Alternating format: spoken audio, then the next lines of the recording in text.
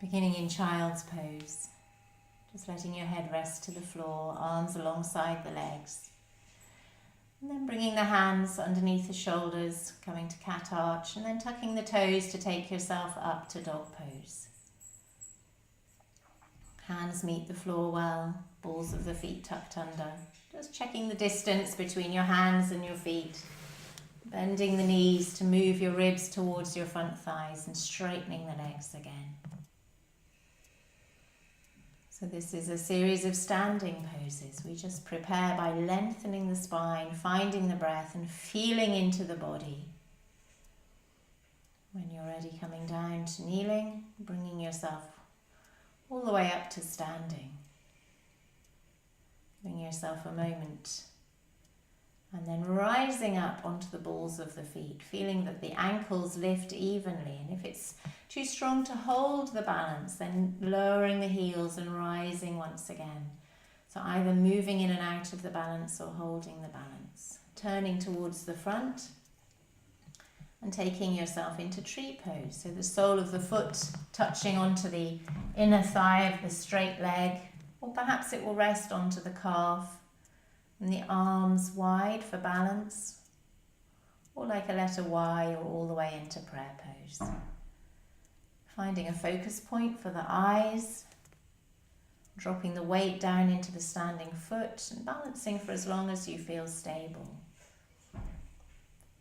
Coming back to Tadasana, finding your balance in Tadasana, and then bringing the other leg up, feeling into the hip. Best place for the foot to be placed, and then the arms wide or raised higher or into prayer pose. Allowing the eyes to settle on a still point. Connect to that stillness through the core of you and all the way down through your standing leg until you're ready to release from tree pose. Taking the feet wide. Checking that the heels are in line with each other, the feet are parallel, and the hands onto the root of the legs where the legs meet the pelvis, and you bend from here, coming forward to bring the hands down onto the floor. You see the dog doing his own yoga. Bending the elbows, moving the hands back, fingertips in line with toe tips and elbows moving towards each other as the head comes down towards the floor, not striving to make the head touch the floor, but just allowing yourself to breathe here and feeling the stretch up the back of the legs. Lift the kneecaps. Feel that the feet are very level to the floor, and to make it stronger, lift the sitting bones up towards the ceiling. Press the hands into the floor.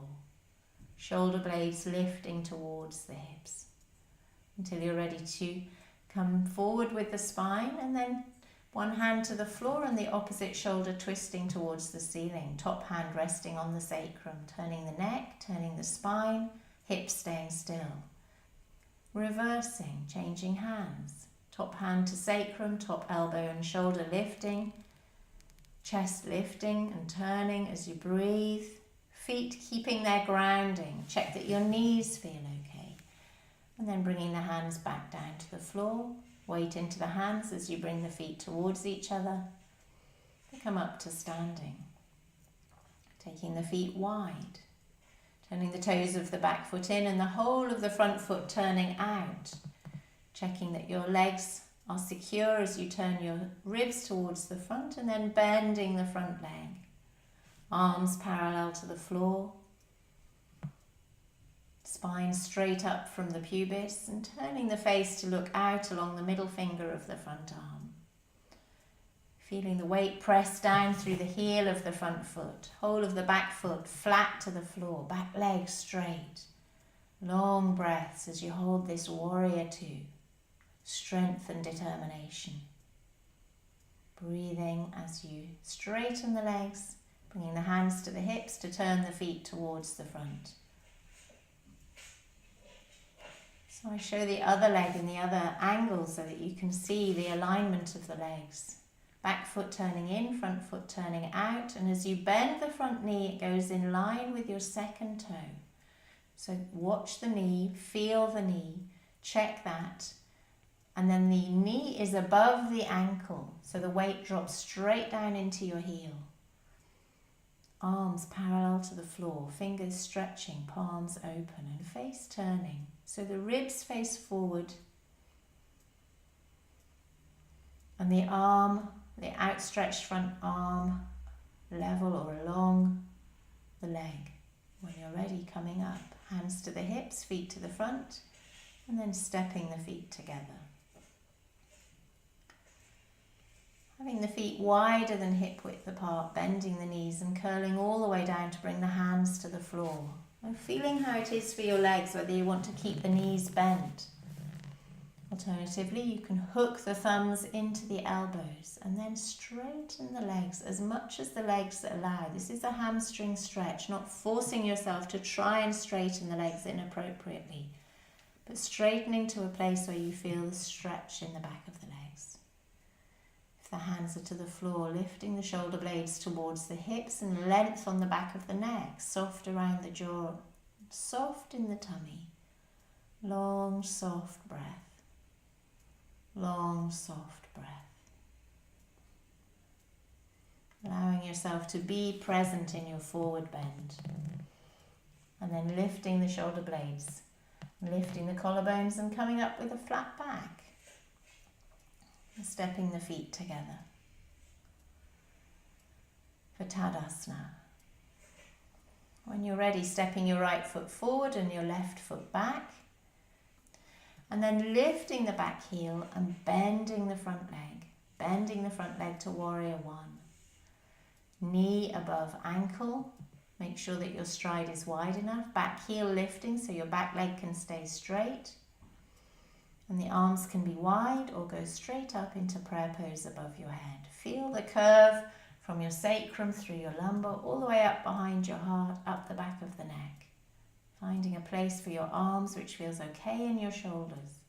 As your heart lifts, pressure going down through your front heel to step forward to come out of the pose, to find Tadasana. And breathe.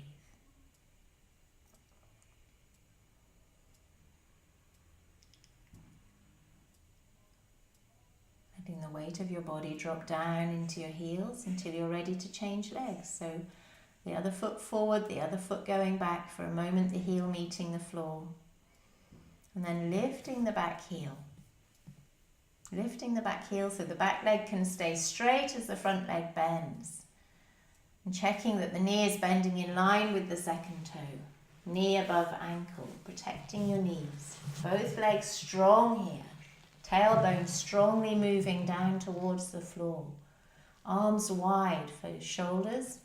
As you curve the back more, lifting the heart. Finding a place for your head so the back of the neck is included in the back bend shape, but not just dropping your head backwards. The arms could go up into prayer pose above the head, if that feels okay for your shoulders. Stepping forward to Tadasana, placing the feet well, dropping the weight back into the heels, letting the arms hang soft as you find your breath. Long, soft breath. Long, soft breath. Stepping the feet wide apart. Taking a brick or a book.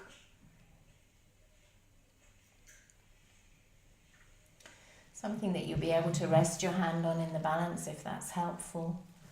So legs wide apart, back foot turning in, front foot turning out. Trikonasana, turning the top ribs. Bending the front leg, bringing the hand to the brick and then stepping the back leg in and raising the back leg up for Ardha Chandrasana. If you like, lifting the top arm up. So the whole of the rib cage turned towards the end of the room. Straight through your raised leg, flexing the foot so you have strength in this leg. Not holding the brick or the book with your fingers, but dropping the weight down the arm. Or perhaps the arm could reach the floor. And I'll show the other side from the other orientation. See the alignment. So back foot turning in, front leg turning well out. Shoulders soft.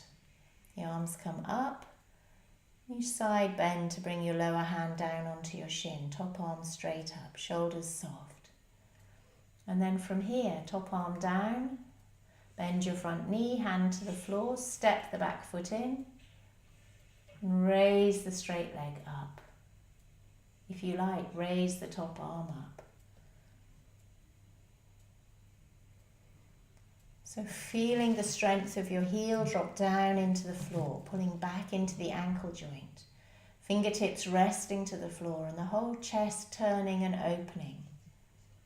Strength through the top leg, softness through the breath. Holding the balance for as long as you feel able.